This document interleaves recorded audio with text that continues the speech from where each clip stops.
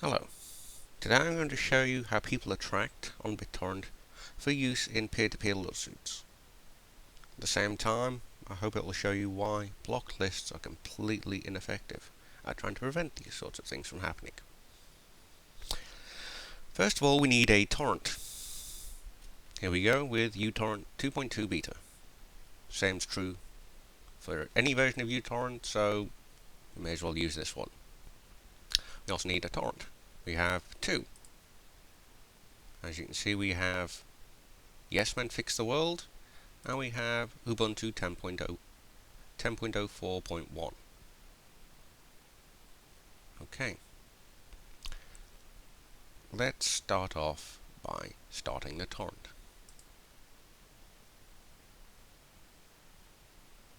As you can see, we have plenty of activity, plenty of peers.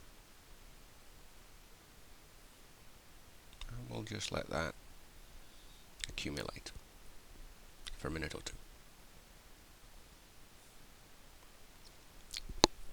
Now, all a person has to do to file enough evidence for a lawsuit is to provide some evidence. Traditionally, a screenshot's been good enough, so a screenshot of this would work. Alternatively, because this is time consuming, a log file would be used. Now, if you want to generate a log file in uTorrent, it's very, very simple. You just have to go to the logging tabs and turn peer traffic logging on.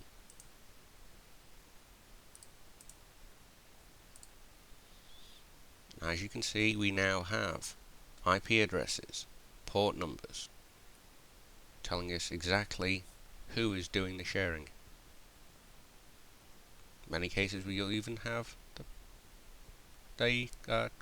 client details, be it libtorrent, transmission, Azurius,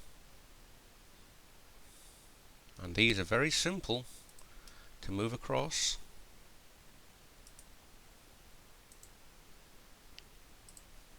onto a file for later use, where we have the date and time, the IP address, the port number, the name of the torrent.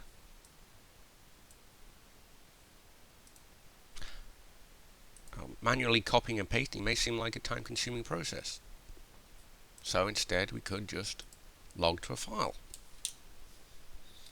We could call this one sue these people. And now this will be logged. And you don't just have to do it one torrent at a time.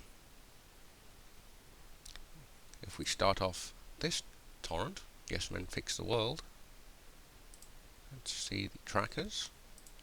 I'll start it off. And you see lots and lots of peers listed in the trackers. Tens of thousands. And you can see them there. Saudi Arabia, Comcast in the US, Roadrunner, Comcast, Virgin Media in the UK, BT in the UK, and so on, Romania. But more importantly, when we move over to the Logger tab again, we can see that now it's telling us these ones as well. So we can take all of these peers, enter them into our thing, and we've still got our date and time it occurred,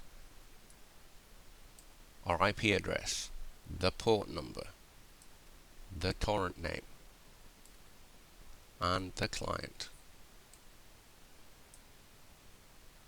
along with some little data specific to what's being done.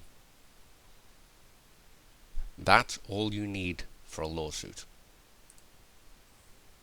As you can see, you can run 2 torrents at once. It separates them.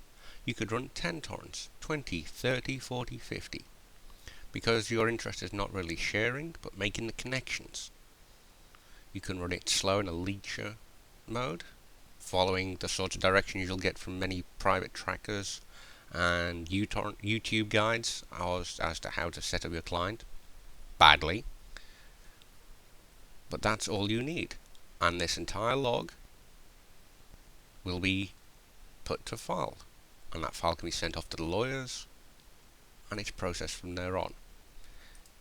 If it starts flagging a little like this, we'll just stop them both, and then we'll start them both. And as you see, we get another load of peers. If it harms the swarm a little, it doesn't matter. The aim is not to help the swarm, it's to get this data. So, what does that mean? Well, this here is a completely vanilla client. It has not been modified or altered in any way. To each and every single one of these peers here, all of these peers, I'm acting just like any other member of the swarm. The only difference is the activities are logged. All of these activities are logged. It's these activities that are the evidence.